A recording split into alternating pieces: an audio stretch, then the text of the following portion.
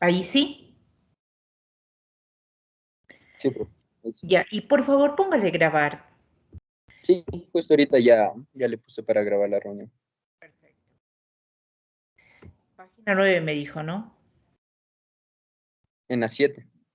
Sí, ¿qué concepto es? Específicamente, a ver, ya le reviso. Estábamos Contratista, listo. coaseguro. Cobertura, Llegamos profe. hasta el de cobertura, profe. Cobertura, exactamente, gracias. Vamos a cobertura de reaseguro. Menciona que es la aceptación de la parte de un reasegurador en uno o varios riesgos. De hecho, nuevamente el tema de la cobertura es la capacidad que tiene cada uno de los contratos, sea este en seguros o reaseguros. Comisión de cesión. Porcentaje cobrado por la cedente es la compañía de seguros, en compensación de los gastos de adquisición y administración de la cesión efectuada bajo el contrato.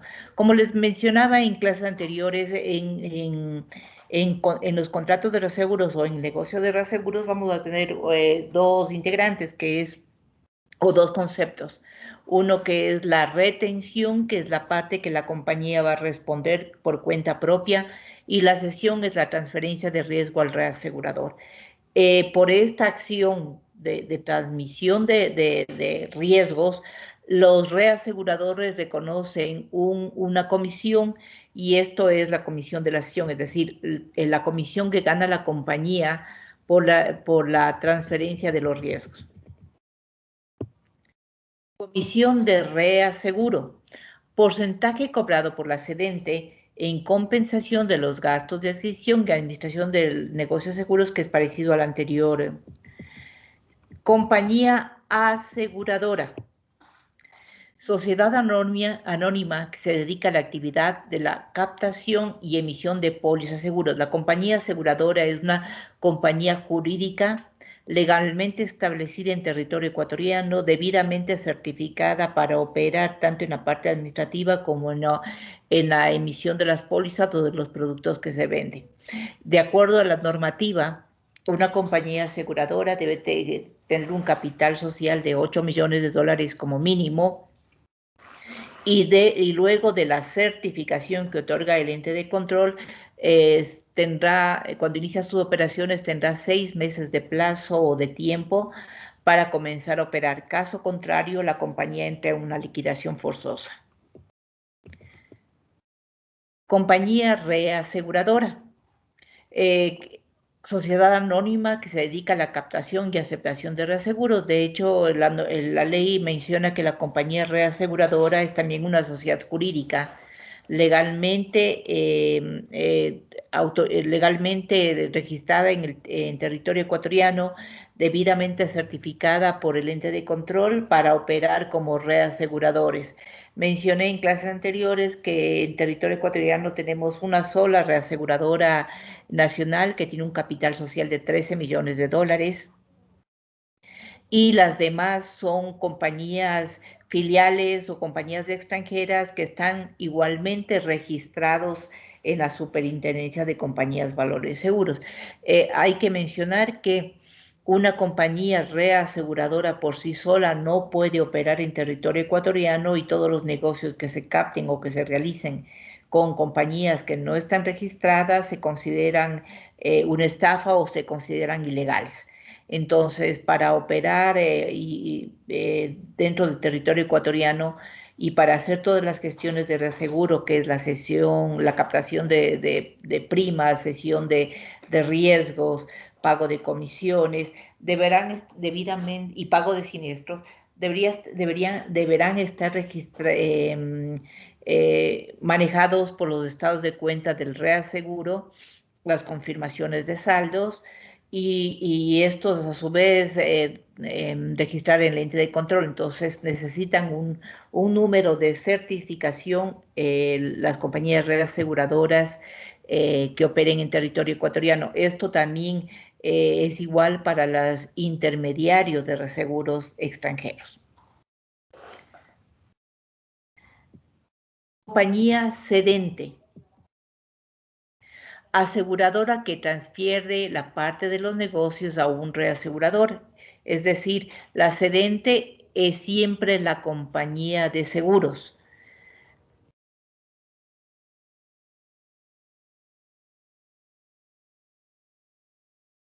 Vamos a corto plazo.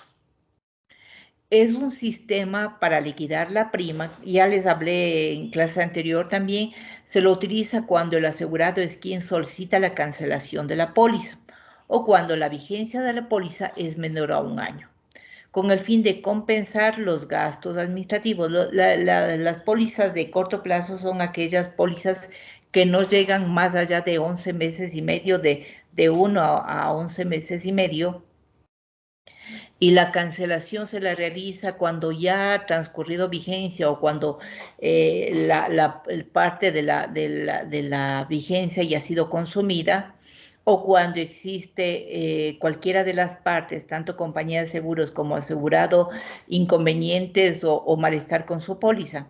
Pero como también les dije en la clase anterior, en las pólizas de vida, únicamente el asegurado podrá dar por terminada la póliza. ¿Y por qué es esto? Y ya me voy a entrar un poquito en el tema de vida, porque estas pólizas de vida tienen una característica especial, es que para manejar este tipo de riesgo se hace una especie, un símil de provisión, como más o menos ustedes deben conocer en la parte contable, una provisión de cartera, que significa un valor que se va guardando para que en caso de que no se pague, se cubre esos valores.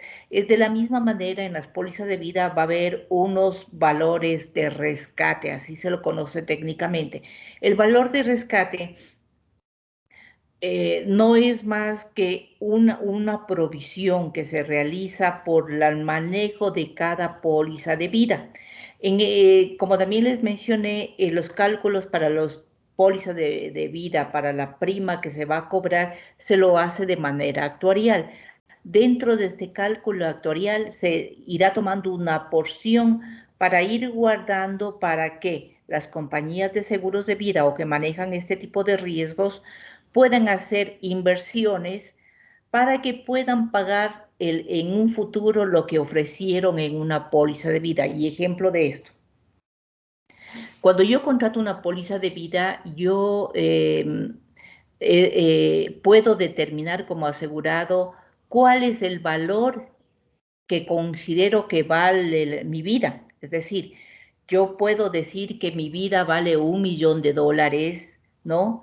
Y me voy a asegurar sobre ese monto. Lógicamente que para hacer este cálculo yo debo tener un respaldo patrimonial y también una forma de justificar que en el tiempo de mi vida yo voy a hacer $1.000.000. Entonces, como yo considero que voy a asegurarme $1.000.000 y mi prima, por dar un monto en el transcurso del tiempo de la vigencia de la póliza, voy a pagar $100.000, ¿no? Entonces, la compañía de seguros, para calcular este monto de $1.000.000 que tendrá que pagarme si yo me muero, es decir, a mis beneficiarios, o si yo sobrevivo, dependiendo del tipo de contrato, me tendrá que pagar $1.000.000, tendrá que sacar de lo que me cobra a mí mensualmente o anualmente una porción que le permitirá a la compañía de seguros hacer inversiones y cumplir con todo lo ofrecido a todos los asegurados. Este valor de rescate permite que la póliza siga con vida o siga vigente.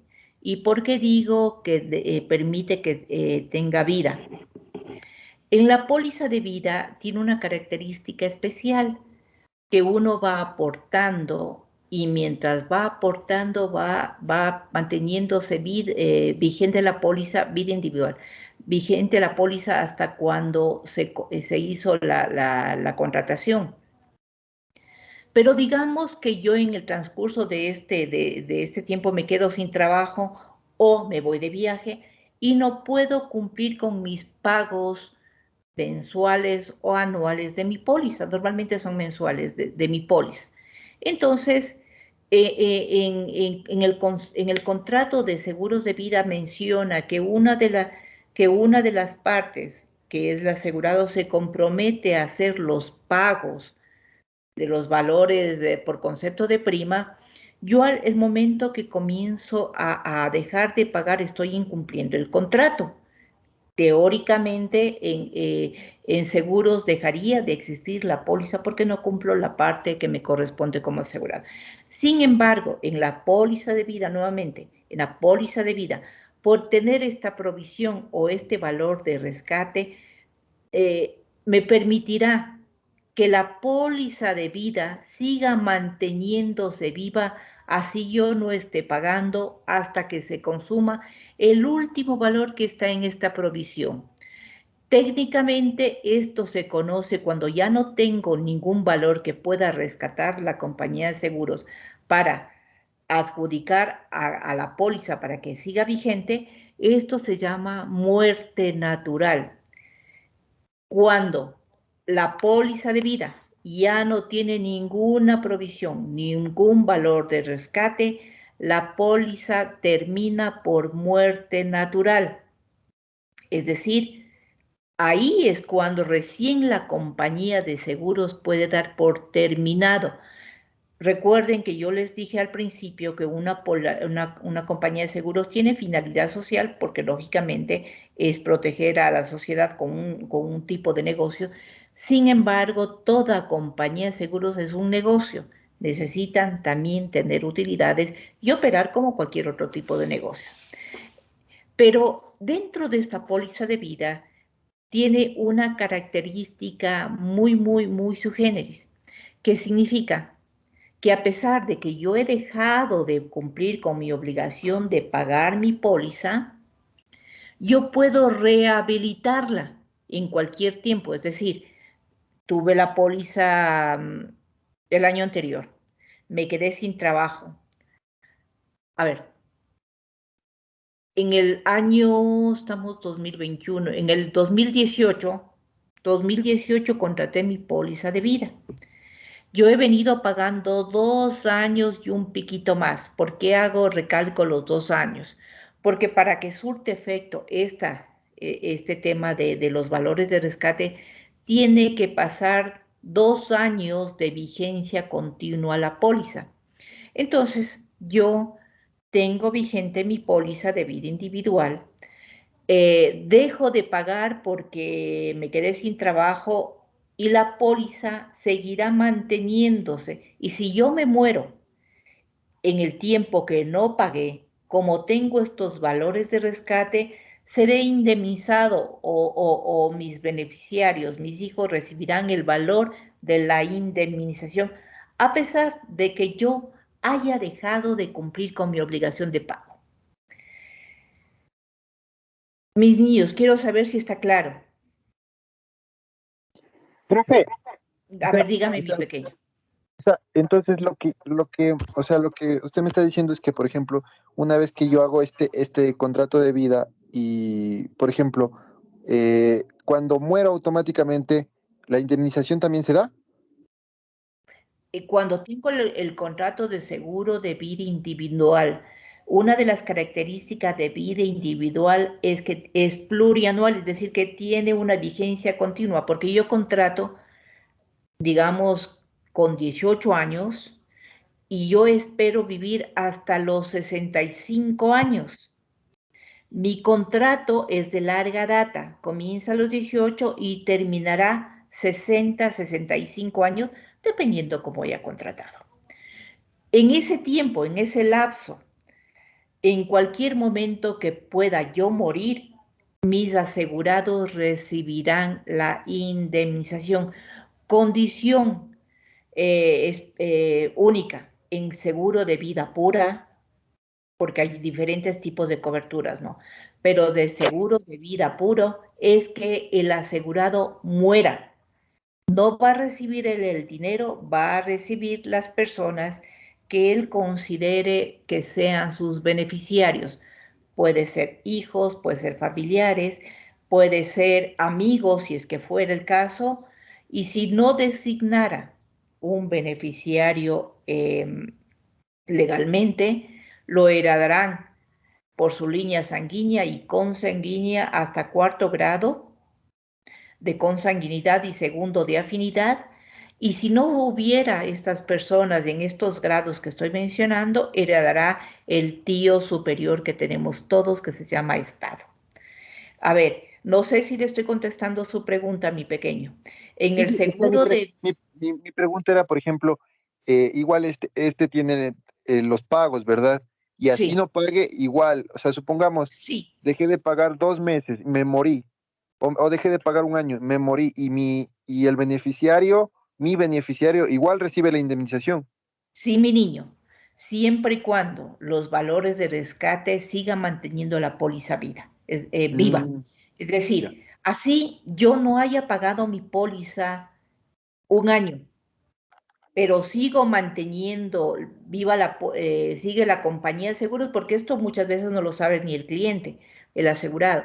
La compañía automáticamente por ley tiene que ir rescatando estos valores, cogiendo un poquitico de esa provisión y colocando a la valor de la prima de seguro.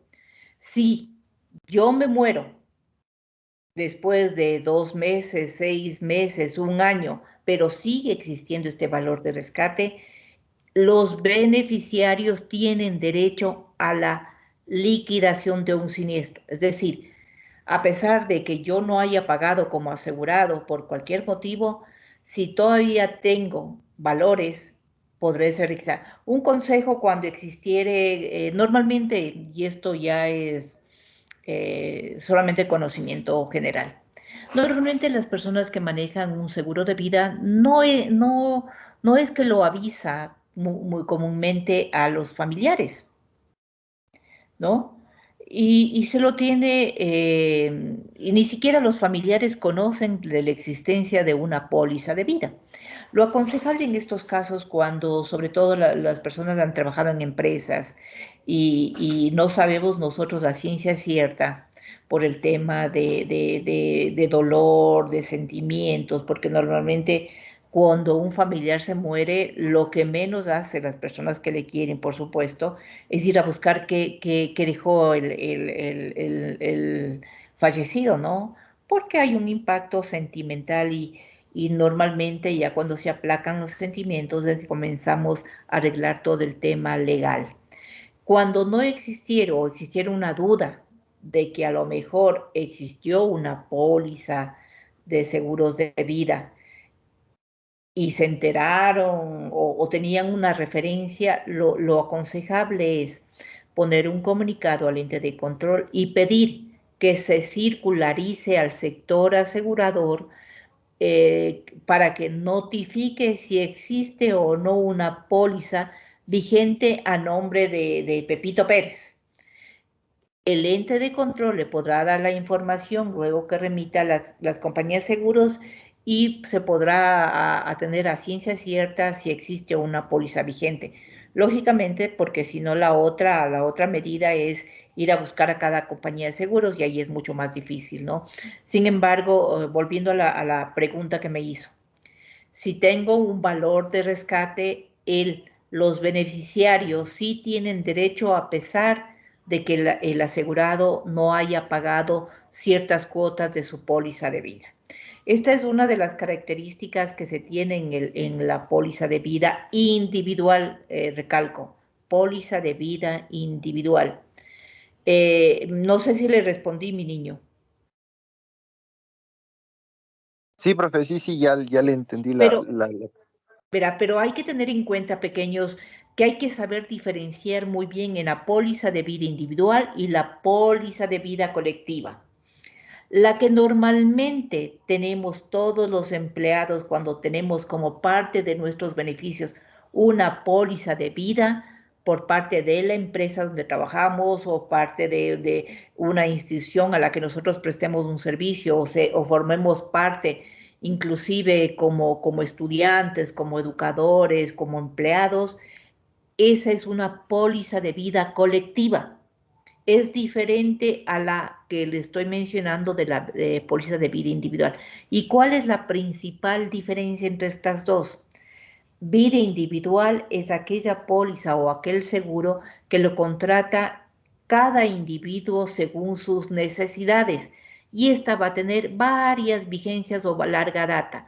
Normalmente una póliza de vida individual lo contratamos con la finalidad de cubrir nuestra muerte o nuestro fallecimiento para que las personas que están a cargo nuestro estén protegidos con un dinero que reciban luego de nuestro fallecimiento. Esa es la póliza de vida individual y tiene varios años de vigencia. En la póliza de vida colectiva, esa es aquella que va a tener la vigencia solamente de un año y esa pertenece al ramo de seguros generales. Es decir, una póliza colectiva termina el 1 de enero, por ejemplo, es un ejemplo nada más, comienza el 1 de enero del 2022 y termina el 31 de diciembre de 2022. Si yo no he tenido este tipo de contratación antes de las vigencias o después de la vigencia y yo fallezco después de la vigencia, no tengo derecho a nada porque aquí no se calcula los valores de rescate. Entonces, este ejemplo, o mejor dicho, hay que tener clarísimo qué tipo de cobertura tengo. Vida individual lo contrato yo como asegurado.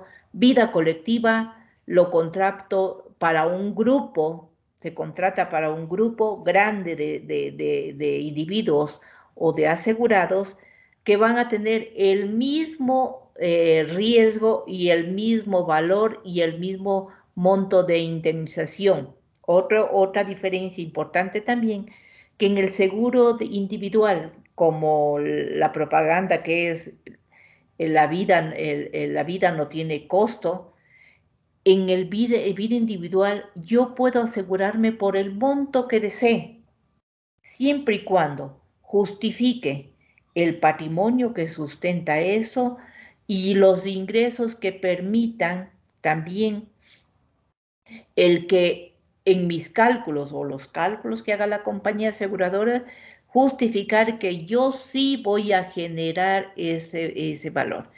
En el de seguro de vida colectiva, no. Todos están asegurados en el mismo monto, no hay mayor requisito, no tengo que justificar nada, solamente que pertenezca a un grupo en el cual voy a estar asegurado. Y les voy a poner un ejemplo en esta parte. Miren, hace muchísimos años, y es de la vida real, y todos los años repito yo lo mismo porque es algo que en realidad yo lo constaté en mis revisiones como auditor. Hace muchísimos años el oleoducto ecuatoriano, ustedes saben que pasa por el sector de Esmeraldas, ¿no? Y normalmente el oleoducto no es que está en la carretera, está bien remontado, eh, los tuberías y los tubos y todo lo demás. Pero hace muchos años, esto era cuando era, imagínense, en Sucres todavía, eh, había una familia, y voy a decir, era una familia de raza negra, era un niñito que era hijo de madre soltera, que vivía en el monte remonte, y el niñito tenía, si mal no recuerdo un año de vida. Entonces, el oleoducto ecuatoriano tiene una póliza que cubre los daños que puedan causar en la naturaleza y también a los seres humanos, es decir, unas pólizas de vida. Y lógicamente aquí se determina un monto porque la cobertura principal es la tubería, no es la vida ni la naturaleza. Estos son valores referenciales que se ponen por el riesgo que puede verse sujeto de un derrame, de una contaminación de los ríos, de una contaminación de la vegetación y del fallecimiento de las personas. Entonces, en esta historia que les cuento, este niñito tenía un año de vida, no entraba a la escuela, su madre era analfabeta y todo el drama era este, ¿no?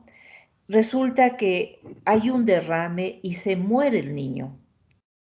Entonces, para esto, la señora había tenido un hermano que sí tuvo estudios y que se enteró que podía hacer una reclamación, y de hecho la gente de Petroecuador fue a ver los daños y también a mencionar, lógicamente tenían que solidarizarse con la familia del niñito.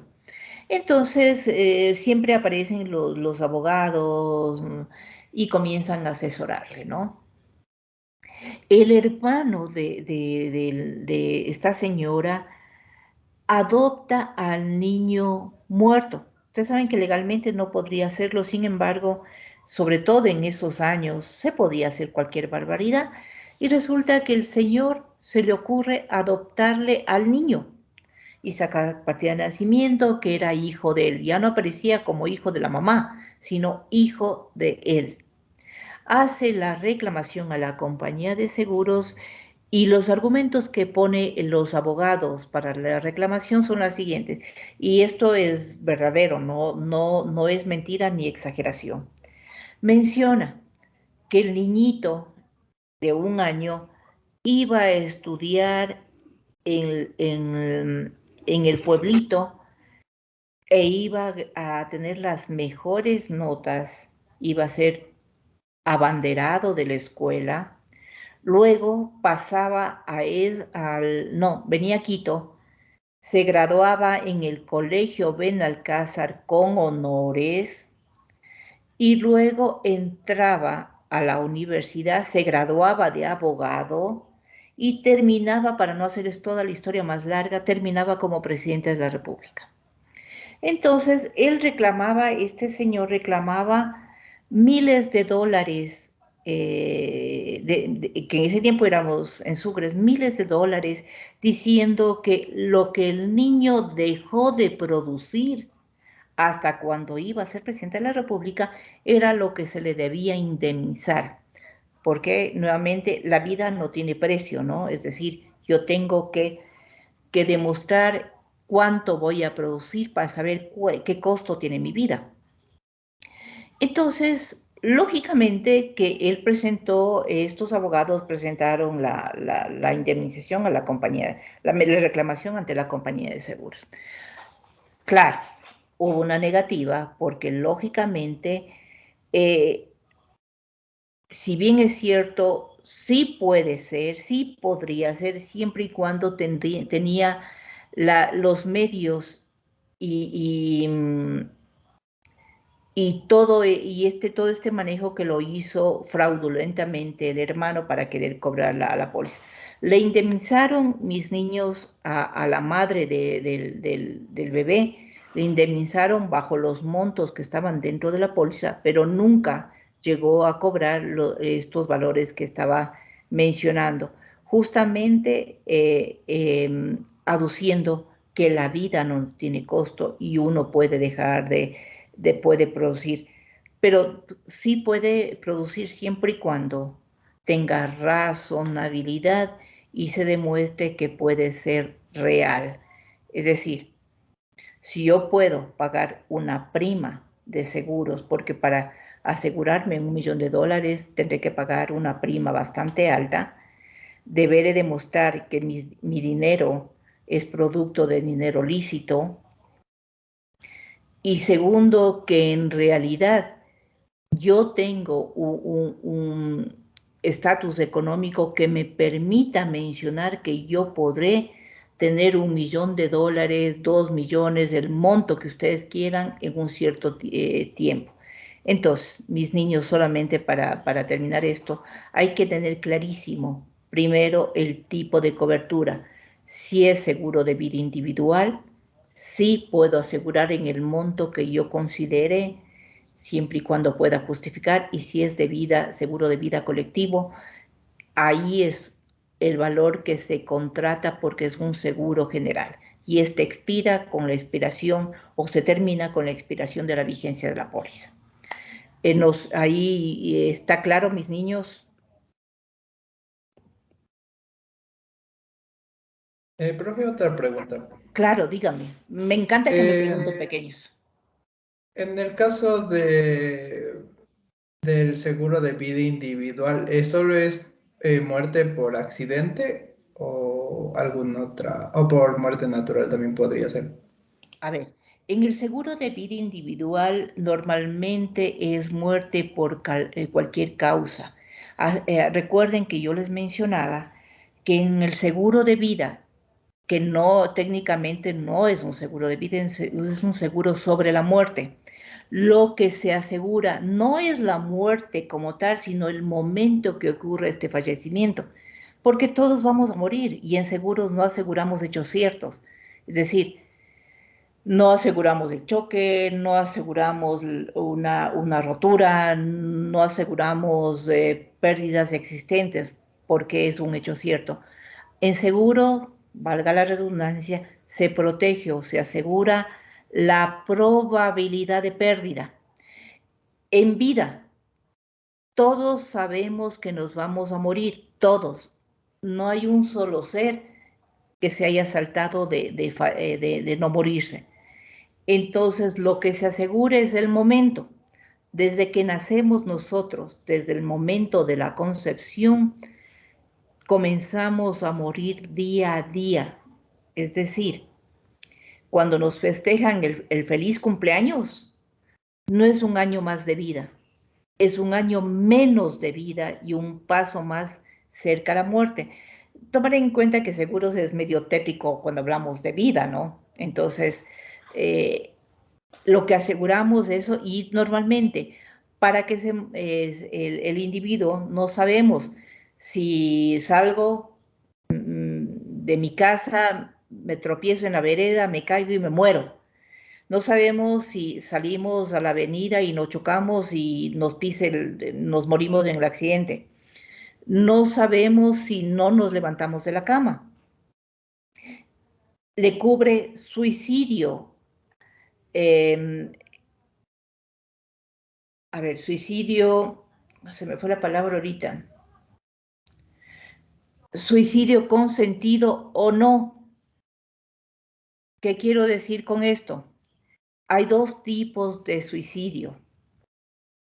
Aquel suicidio que el individuo a propósito se quita la vida conscientemente y aquel suicidio que termina muriéndose, pero por,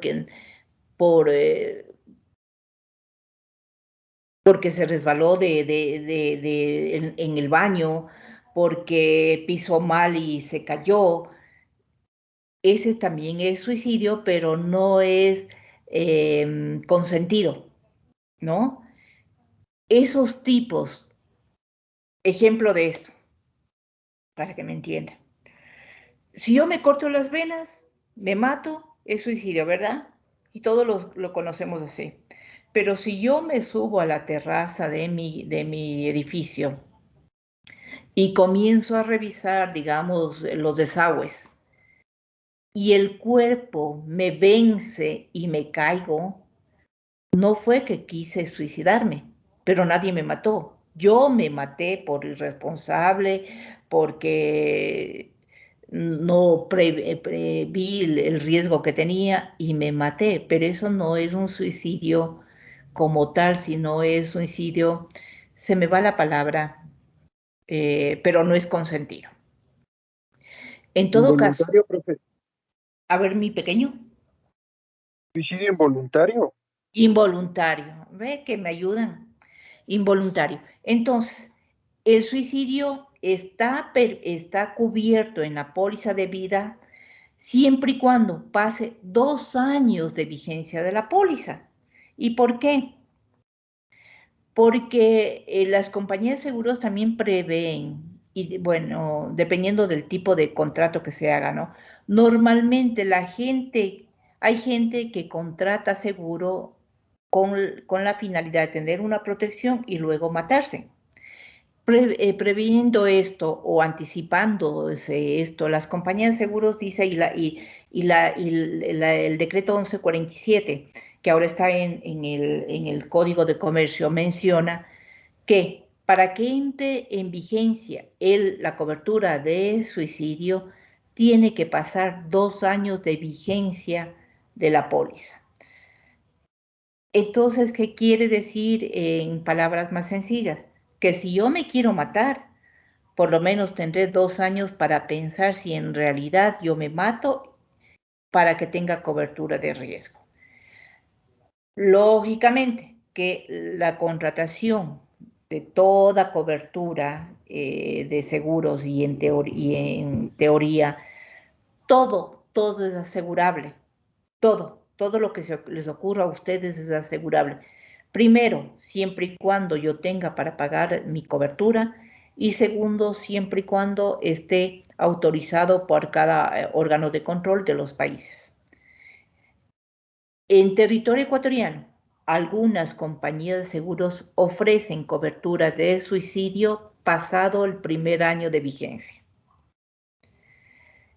Pero por normativa, a excepción en condiciones particulares que se modifique, que se arregle, que se mejore la cobertura, yo podría contratar con 1 año el suicidio. Entonces, ya no sé qué le estaba diciendo, que ya se me fue de la idea ahorita. Entonces, en la póliza de vida individual, sobre todo, es a todo riesgo o cobertura de todo lo que nos pase. Morimos por muerte natural, tenemos un fallecimiento por enfermedad, y en enfermedad, dependiendo de cómo esté el clausulado, si yo no tengo cobertura de preexistencias, ahí no me cubre el seguro de vida, dependiendo del tipo de cobertura. ¿Qué es una preexistencia? Es una enfermedad que ya existió antes de tomar el seguro de vida. Si es una preexistencia, yo tengo que notificar a la compañía de seguros para que me dé una cobertura de riesgo y me cobre un valor mayor de mi prima, y tendré protección sobre todo eso. Pero en el seguro de vida, en términos generales, me va a cubrir toda la exposición que tenga yo como cliente o como asegurado en caso de fallecimiento.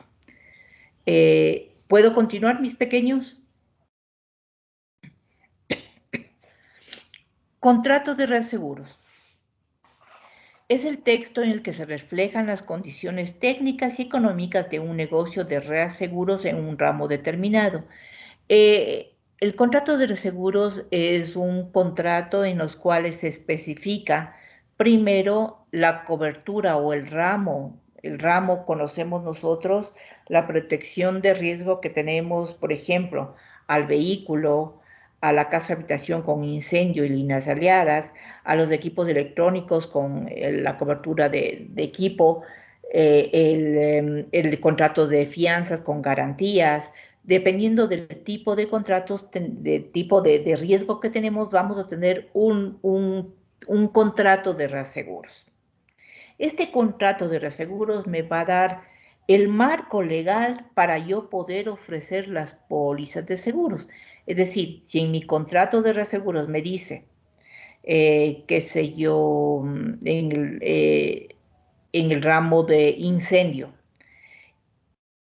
que cubre la casa habitación. La casa habitación se conoce la casa que vivimos las personas de manera familiar. Me cubre casa habitación, me cubre fábricas, me cubre edificios, me cubre terremoto, me cubre maremoto, incendio.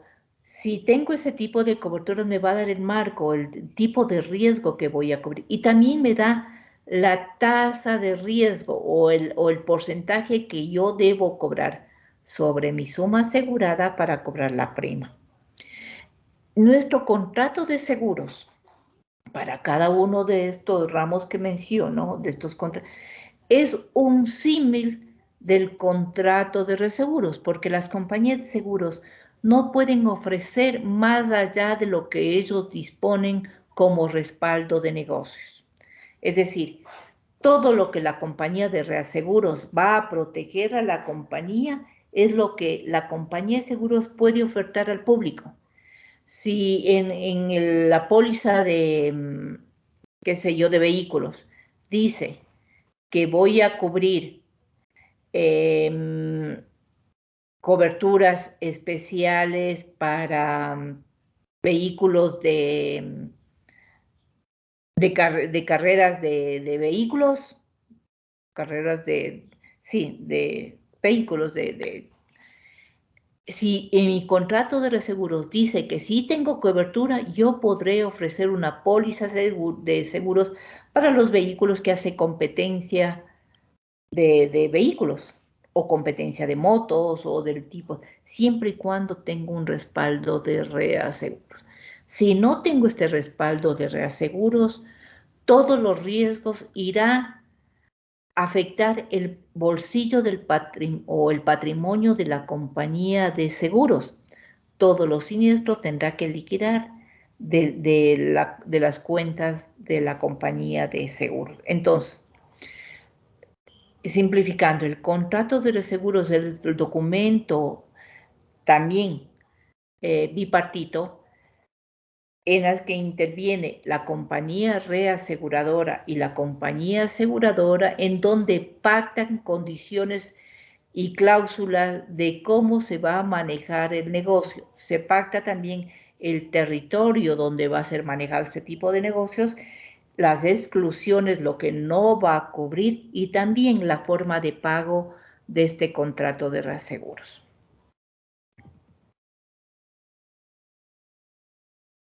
¿Qué es un corredor de reaseguros? Es el intermediario que negocia los contratos de reaseguros entre la cedente, que es el asegurador, y la aceptante, que es la reaseguradora. El corredor de seguros es el intermediario o broker de reaseguros. En palabras más simples, la compañía de seguros se transforma en el asegurado y el reasegurador, la compañía reaseguradora, en la aseguradora del asegurado. En términos coloquiales, se dice que reaseguros es el seguro del seguro y el intermediario de reaseguros va a ser el broker de seguros. En cambio, el intermediario para los negocios de seguros entre el asegurado y la compañía de seguros va a ser también el broker de seguros. Hay brokers de seguros o intermediarios de seguros o corredores de seguros y corredores de reaseguros, intermediarios de reaseguros y brokers de reaseguros, y en términos ya técnicos, asesores productores de seguros o asesores productores de reaseguros. Entre estos, entre la compañía de seguros y las compañías de seguros va a existir un contrato de agenciamiento entre los reaseguradores y las compañías, que también deberán estar registrados legalmente en la Superintendencia de Compañías. Es igual, de la misma manera se hace con los intermediarios de seguros, que también tienen que estar registrados en el ente de control. Esto permite que la superintendencia sepa exactamente quiénes conforman el mercado asegurador para que operen en negocios de seguros.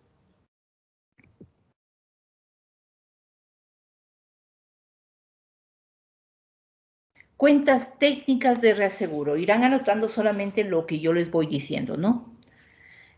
Es el estado que se envía al reasegurador abonado y cargado todas las operaciones relativas al contrato de reaseguro. Las cuentas técnicas de reaseguro son los estados de cuenta. Es decir, ustedes conocen un estado de cuenta bancario, ¿verdad? ¿No es cierto? Que me imagino les habrán dado en clases anteriores. Es lo mismo. Aquí vamos a ver en mi estado de cuenta, va a ver cuánta prima yo le traslado a mi reasegurador, qué valores por concepto de impuestos tiene que pagar el reasegurador en territorio ecuatoriano, cuánto tengo yo como compañía de seguros tengo que disminuir por concepto de siniestros y cuánto tengo yo que enviar al exterior por pago de las cuentas de reaseguros. Todo este estado de cuenta, que es muy técnico, deberá ser enviado al reasegurador. Él revisará y tiene 30 días para remitir a los reaseguradores. 30 días más en el cual el reasegurador tiene que dar su confirmación de pagos y tiene 30 días más para enviar los valores a los reaseguradores. El dinero que ya es por el valor neto. Todo este círculo de las cuentas técnicas, es decir, del envío de estados de cuenta, de confirmaciones de pago, de los valores pagados con cargo al valor neto de reaseguros, tiene que estar también remitido al ente de control para que nuevamente registre el ente de control y sepa que el negocio de reaseguros es transparente como se espera y que no exista problemas con los reaseguradores. Esa es una cuenta técnica de reaseguros y eso lo hacen las personas que manejan las creencias de reaseguros. Cuota parte. Esto ya corresponde a lo que son los contratos de reaseguros. Este es un contrato proporcional, es el más sencillo que existe. Es, como la palabra lo dice, por porcentajes de retención y porcentajes de cesión. De la misma manera se hace porcentajes de cesión y retención para los siniestros y también para el pago de la prima. Es el contrato más sencillo que existe en contrato de reaseguros. Se lo utiliza mucho para volúmenes, para negocios que son muy grandes, como por ejemplo los negocios de vehículos, porque es un gran número de clientes y es el contrato más sencillo y el más utilizado. Luego veremos nosotros ya con ejemplos cómo son los contratos de reaseguros y en realidad reaseguros, entendiéndolos, no tiene mayor ciencia, es un contrato de reparto fácil, hay que saber exactamente en el concepto cómo es, pero todos los sistemas de computación nos permiten que nosotros hagamos mucho más sencillo el manejo de esto. Un concepto que aparece en siniestros. Luego haremos ejercicios y me van a entender mucho más. El deducible también se lo conoce como franquicia y luego vamos a ver un texto que dice franquicia.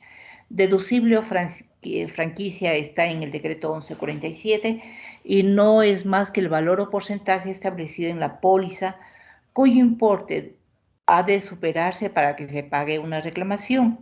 Sinónimo de franquicia, cantidad que el asegurado es su propio asegurador de sus riesgos en caso de un siniestro.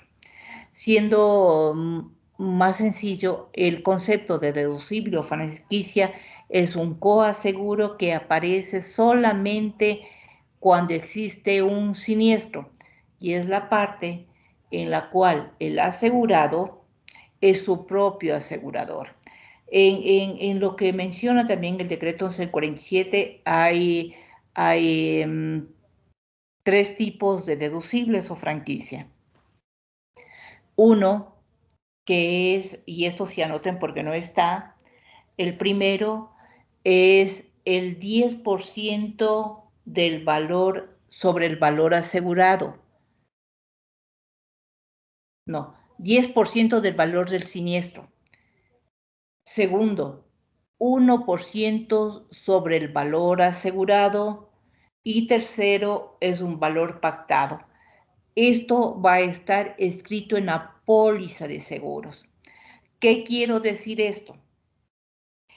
¿Qué quiere decir esto?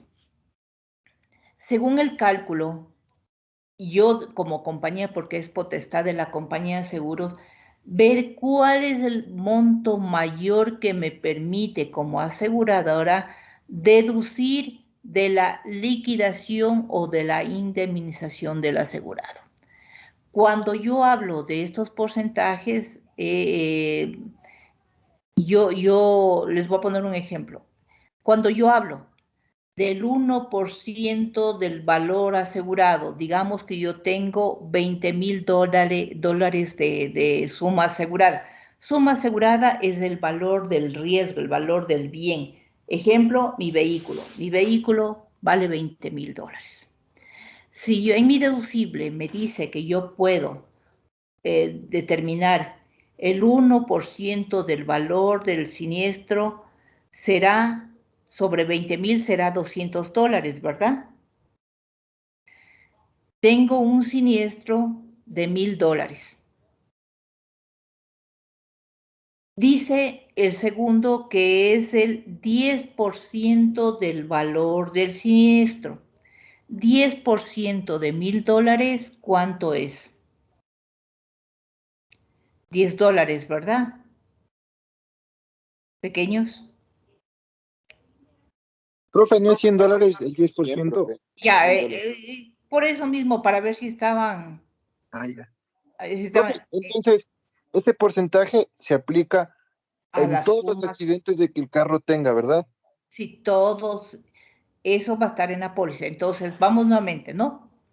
1% del valor del siniestro sobre 20,000 era 200, ¿sí? El 10% sobre el siniestro que era 1,000 es 100 dólares. Y tengo un valor pactado que yo lo voy a poner como 500 dólares. Ese valor pactado va a ser una suma específica que va a estar dentro de la póliza de seguros. Entonces, yo tengo 200 dólares, tengo 100 dólares y tengo 500 dólares. La póliza dice que la compañía de seguros tiene la potestad de determinar qué valor cobrará por deducible, cuál será el valor que deberá cobrar la compañía de seguros. ¿Quién me responde?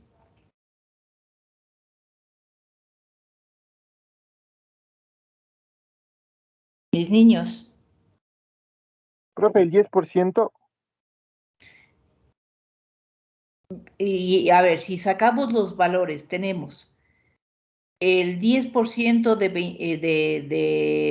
siniestro era 200, ya. El 1% de 20,000 era 200. a ver, 10% de 1,000 Es 100. era 100 dólares nada más. Ajá, sí, Ya, profe. tenemos 200, 100 dólares. Y mi valor pactado numéricamente en la póliza está 500 dólares. ¿Cuál deducible tomará la compañía de seguros? 800 de 10%, ¿80 dólares? No, mi pequeño. Si tengo el valor más alto de estos Ah, tres cálculos es 500. 502 dólares. La mm, compañía deberá cobrarle 500 dólares en su siniestro. Es decir, el siniestro de 1,000 le restará los 500 dólares y le pagará la diferencia 500 dólares. Siempre hay estas tres condicionantes dentro de la póliza de seguros. Normalmente, ¿qué hace la compañía de seguros? Dependiendo del tipo de cliente y dependiendo del número de siniestros que tenga, se comienza siempre con el valor más bajo. ¿Cuál será el valor de 100 dólares, verdad? Que pusimos nosotros, que era el 10% del valor del siniestro. Siempre va el valor más bajo, dependiendo de cuántas veces el asegurado tiene siniestros, yo le iré incrementando porque significa que mi asegurado no está tomando las medidas necesarias para proteger el riesgo. Un concepto general de seguros. Y por eso tenemos las pólizas seguros y por eso aparece el concepto este de deducible. Cuando se mete el tema del deducible es para que el asegurado no se descuide en proteger su bien a pesar de que tenga una póliza de seguros. Es decir, si a mí me va a costar $500 en mi liquidación, yo veré que mi vehículo primero no le dejo en la calle, le dejo en un parqueadero, lo tengo cuidado para que no se me lo roben, lo protejo para que no le golpeen y tengo seguridades porque también me va a costar a mí un costo en la indemnización. Como el tiempo ha cambiado y como cada compañía busca mejorar las condiciones y ser el producto mucho más atractivo a los clientes, también existe, y ahí cuando veamos las coberturas de seguros, las personas que vayan a hacer investigación sobre esto, vamos a ver que hay seguros que cubre el deducible, es decir, hay seguros en los cuales yo no voy a tener que pagar deducible porque no se contempla este en mi póliza de seguros. En otras palabras, si yo dentro de mis beneficios dice que no me van a cobrar deducible, si yo tengo un siniestro de 1,000, me liquidarán, estoy hablando en términos generales, no con todos los cálculos. Si tengo un siniestro de 1,000, la compañía de seguros tendrá la obligación de pagarme los 1,000. Lógicamente, estos son coberturas especiales y dependiendo de las compañías que oferten. Pero el deducible, mis pequeños, va a aparecer siempre en un siniestro. Y el condicionante principal es que el siniestro siempre sobrepase el deducible. Nuevamente vamos al ejemplo. Si yo digo que mi deducible tiene que superar a mi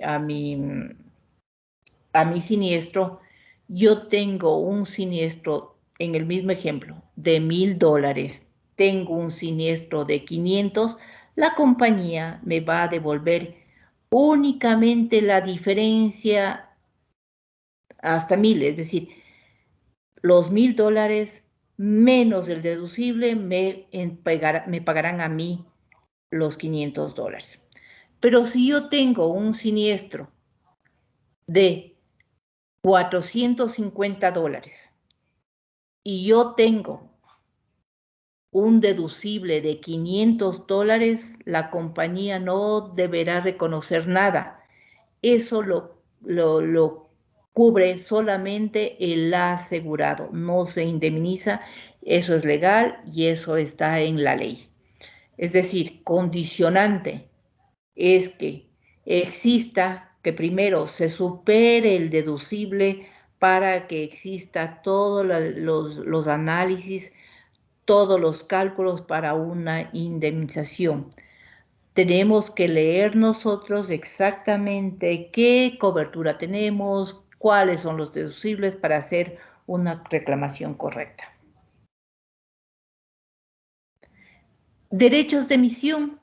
La próxima clase hacemos los cálculos de la prima porque ya estamos entrando en temas mucho más de seguros. Derechos de emisión.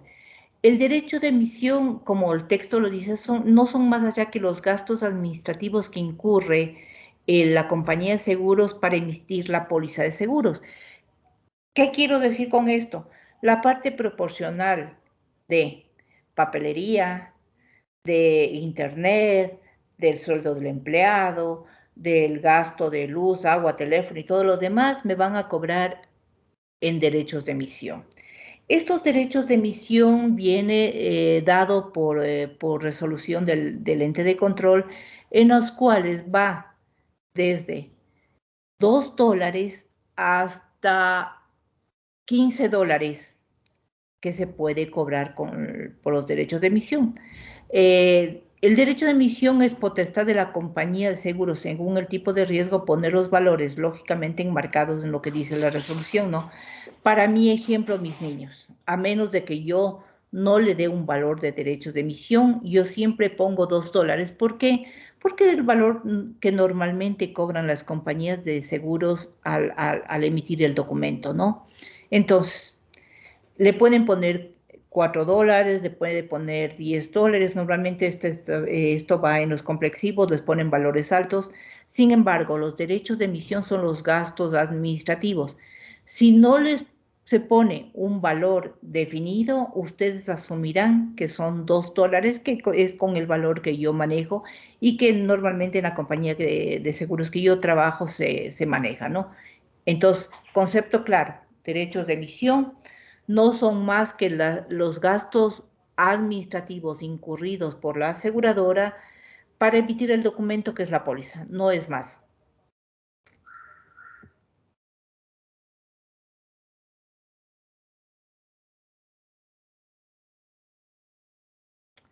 Elementos formales del contrato de seguros. Dice, son aquellos que forman parte del contrato de seguros de la póliza en sí mismo y son los siguientes. Esto va a venir en las carátulas de la póliza, ¿no? Viene la solicitud del seguro, que es cuando el broker de seguros solicita a las compañías, puede ser también el asegurado, solicita la cobertura de riesgo. Cuando se solicita la cobertura de riesgo, normalmente no viene con un documento como tal, sino simplemente se pide coberturas del riesgo que tengamos, por ejemplo, del vehículo. La compañía de seguros les va a pedir información del año del vehículo, de la marca, de quién es el dueño, de dónde viene su dinero, el dinero para pagar la póliza. Todo esto está para análisis de la compañía de seguros. Esto no tiene tiempo de duración en este tipo de negociaciones. Normalmente hacen las personas que los intermediarios de seguros o los comerciales de cada empresa de seguros. En la nueva normativa de seguros menciona que es esta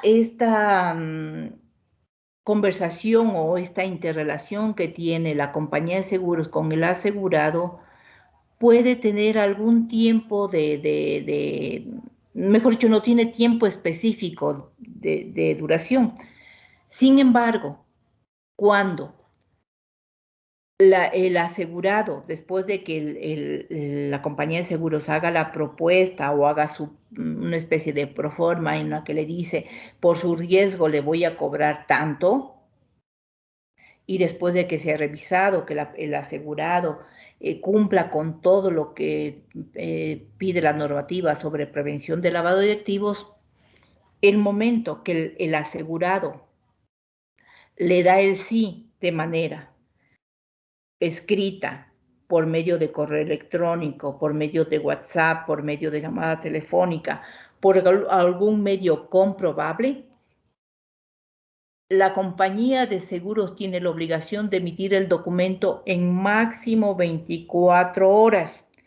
El momento que ya existe este sí por parte del asegurado, ya se tiene cobertura de riesgo, ya tiene protección del riesgo. Es decir, lo que dice la ley, la normativa, es que se debe tener un documento que pruebe la aceptación del asegurado sobre la oferta realizada. ¿Y por qué? Esto es una prueba de que ha aceptado el negocio y que tiene la obligación de pagar la prima.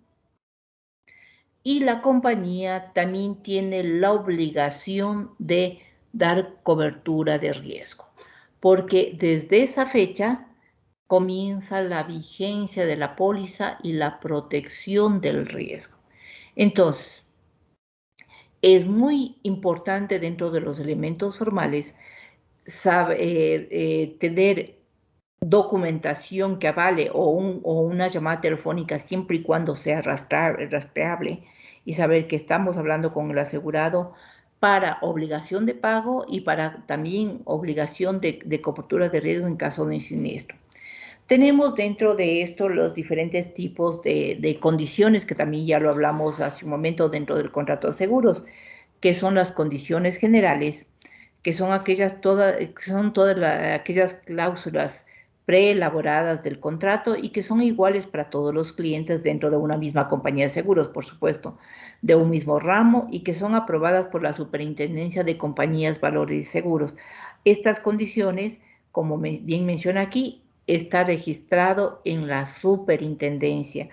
Y para que existan estas condiciones generales debe existir las notas técnicas, que también es parte, que es documentos que avalan la fiabilidad de las condiciones que se está ofertando. Luego de estas condiciones aparecen las condiciones particulares, aquí está mal ubicado, las condiciones particulares, aquellas condiciones que contienen toda la información de la póliza, datos como nombre, dirección del asegurado, definición clara del objeto del seguro, suma asegurado, coberturas. Estas condiciones aclaran, mejoran, especifican las condiciones generales. Al existir las condiciones particulares, prevalecen estas a las generales. Y en tercer puesto aparecen las condiciones especiales, que modifican las condiciones generales, particulares y las generales, ampliando, limitando o aclarando el alcance de las mismas.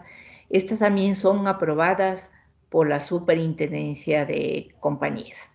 Es decir, condiciones generales aprobadas por la Superintendencia de Compañías, Valores y Seguros, condiciones especiales, particulares, que son solamente un acuerdo entre las partes y que no necesita aprobación del ente de control, y con las condiciones especiales que sí son aprobadas por el ente de control.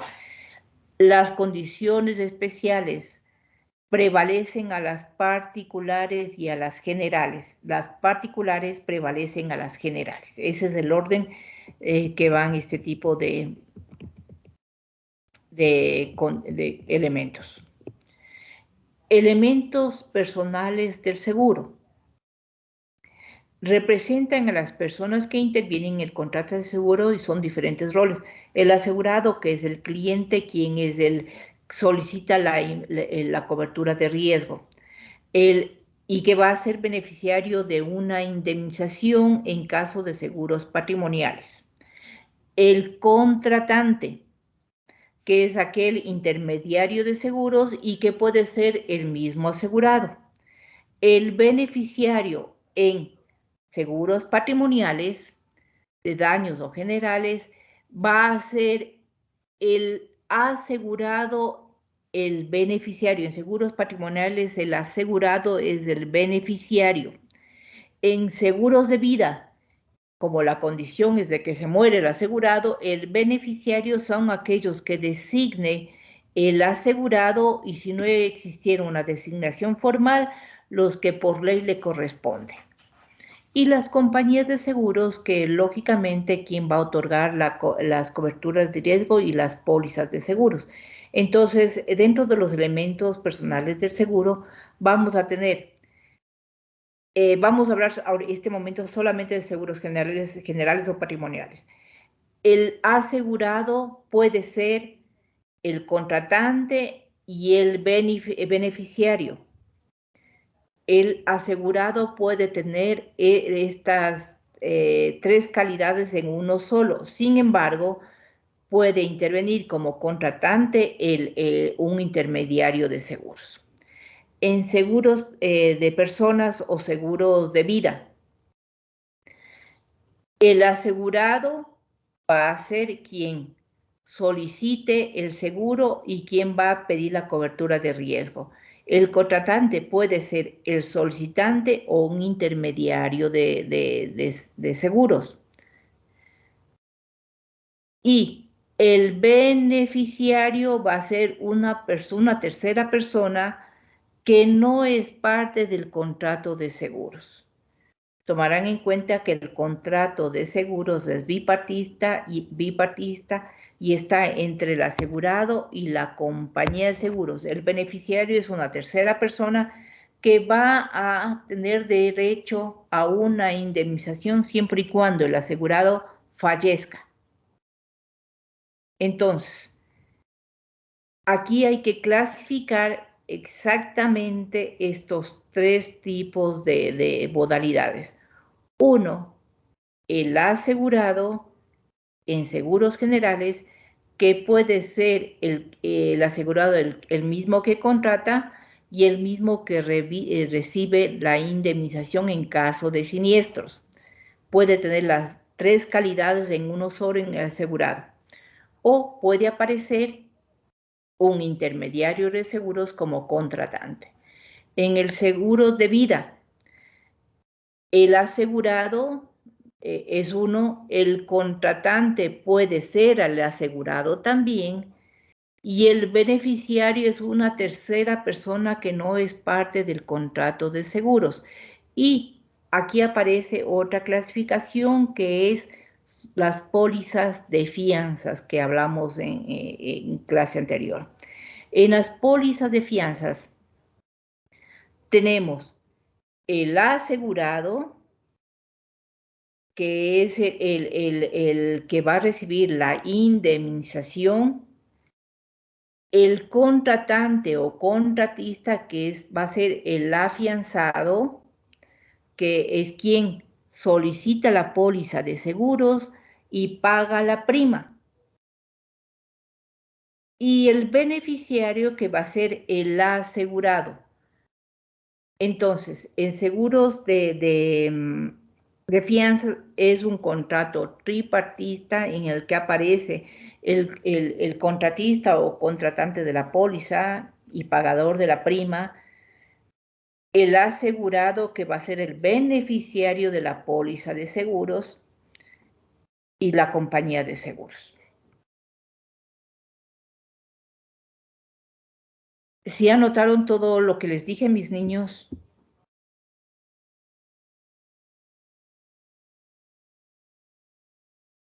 Quedamos la clase anterior, mis niños, de hacerles una pequeña pruebita. Todos ustedes tienen mi correo electrónico, ¿verdad?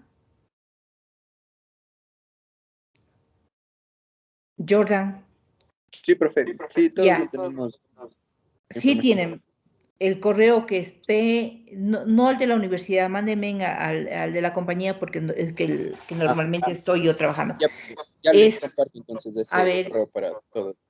a ver, les repito para que es P minúscula, P Munoz con N, P Munoz con Z, arroba S Unidos, Sunidos como me escuchan, S que es Seguros Unidos, Sunidos, .fin.es.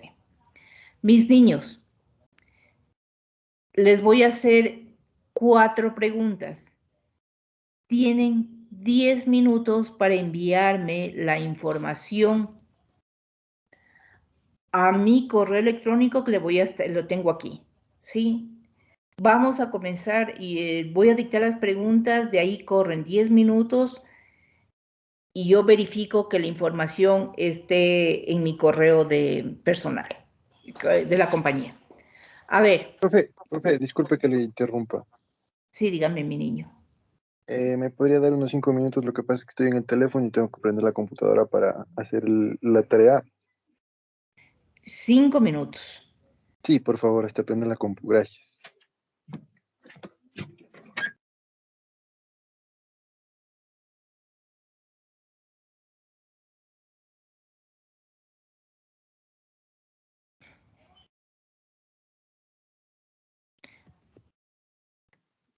¿Me anota dónde nos quedamos, Jordan, por favor?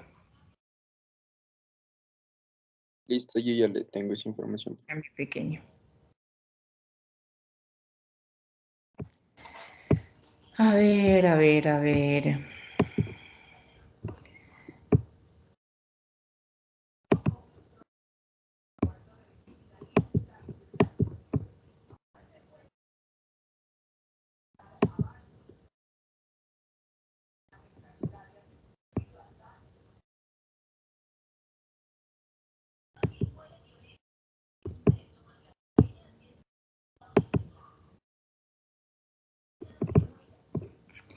No me están viendo la pantalla en este momento, ¿verdad?